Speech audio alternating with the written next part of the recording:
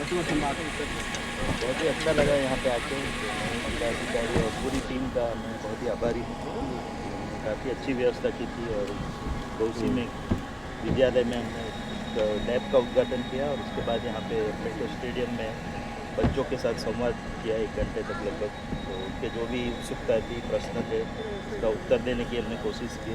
जहाँ नहीं दे पाए उसका हमने बोला है कि प्रश्न हमको भेज दिए जाए तो उसका सही रूप से हम उत्तर दे के उनकी जिज्ञासा को आश्वस्त करने का प्रयास करें। सर, इसरो द्वारा क्या कुछ नया किया जा रहा है देश के लिए? इसरो का काम ही नई नई चीज़ें करना है। तो एक बार एक मिशन हो जाता है फिर उसके बारे में उत्सुकता घट जाती है, तो कुछ नया नया करना ज़रूरी है। तो चंद्रयान 3 के बाद सबको लगता है कि कुछ और भी नया किया जाए। तो एक तो चंद्रयान 4 और 5 मिशन कर रहे हैं, जिसके बारे में मैंने बताया। वहाँ जाके मिट्टी के नमूने लेके वापस आना है। और चंद्रयान 5 में हम ज़्यादा एक्सपेरिमेंट करके दक्षिण ध्रुव में और भी पानी खोजने की कोशिश की जाएगी। अन्य अलग अलग प्रकार के यंत्र जापान के साथ मिल के हम कर रहे हैं प्रोजेक्ट। उसके बाद मार्स के ऊपर लैंडिंग करना है। पिछली बार हम मंगलयान तो छोड़ा था, सही पूर्वक को जाके मंगल की प्रदक्षिणा करके सब चित्र और अन्य एक्सपेरिमेंट किए। बट इस बार मार्स पे उतर के, मंगल पे उतर के हमको मॉम 2 मिशन द्वारा वहाँ पे उतरना है और लैंडिंग करना है। और वहाँ पे ज़मीन पे सतही जो एक्सपेरिमेंट है वो करने हैं। वीनस जो हमारे सबसे नज़दीक का ग्रह है, शुक्र ग्रह, तो उसके आजू बाजू एक वीनस ऑर्बिटर, क्योंकि वीनस पूरा कार्बन डाइऑक्साइड और अन्य गैस से भरा हुआ ग्रह है, तो उसका विश्लेषण हमको करना है, एनालिसिस करना है, पता लगाना है कि उसकी हालत ऐसी कैसे हुई जिसके कारण हम पृथ्वी को ऐसा बनने से रोक पाए। इससे सीखे कुछ कि अगर ऐसे चलता रहेगा क्लाइमेट चेंज, एनवायरनमेंट का पॉल्यूशन और वो सब, तो हमारी हालत भी वीनस जैसी ना हो।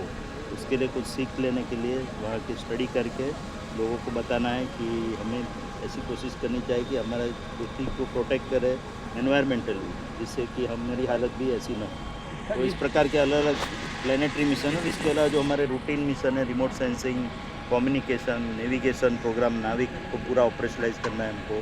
तो ये सब कार्य भी चल रहे हैं। अलग प्रकार के कैमरा, रडार वो सब रख रहे हैं। और देश की सुरक्षा के लिए लगभग 52 उपग्रह हम छोड़ने जा रहे हैं, जिसमें से 21 इसरो काम करेगा उस पर और 31 प्राइवेट सेक्टर यानी कि निजी क्षेत्र में किए जाएंगे। तो ये पॉलिसी नहीं। जीपीएस नाविक में अंतर है क्या? हाँ, जीपीएस और नाविक में अंतर है क्या? जीपीएस तो अमेरिका की सिस्टम है जो अमेरिका द्वारा ऑपरेशनलाइज है, और नाविक हमारी खुद की जो भारत की स्वदेशी सिस्टम है। और उसको हम या तो देसी जीपीएस बोल सकते हैं या भारत की अपनी navigation with Indian constellation navigation system, जिससे कि कोई अन्य देश हमारे ऊपर इन्फ्लुएंस न कर पाए। हम खुद अपना कंट्रोल हम खुद ही करें। सर, एआई के बारे में आपने बात किया, आने वाले दिनों में कितना चैलेंजिंग होगा यार?